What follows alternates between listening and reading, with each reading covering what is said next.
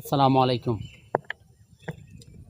বাংলাদেশ দল বাড়িতে ফিরে আসছে, এর জন্য আমার খুব আনন্দ লাগতেছে।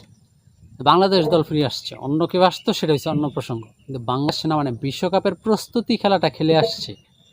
কারণ ওরা তো আর জিততে গেছে না, ওরা প্রস্তুতি নিতে গেছে আগামী ওয়ার্ল্ড কাপে, আগামী যে 26 সালে বিশ্বকাপ হবে তার জন্য প্রস্তুতি নিতে গেছে। আর সেই প্রস্তুতি ভালোভাবেই শেষ করে এখন বাংলাদেশ টিম বাংলাদেশে চলে আসছে। এটা আমার খুব ভালো লাগছে, আনন্দ লাগছে যে এতদিন এতদিন থাকাটা ঠিক না।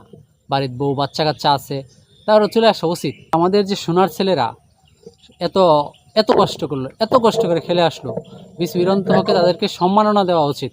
তো এই ছেলেদেরকে বিসিবি দিবে কীভাবে? কারণ বিসিবি নিজে অত প্রস্তুতিই নেয়, প্রস্তুতির জন্য ওদেরকে পাঠায়, যা বাবা প্রস্তুতিটা ঠিকমতো নিয়ে আয়।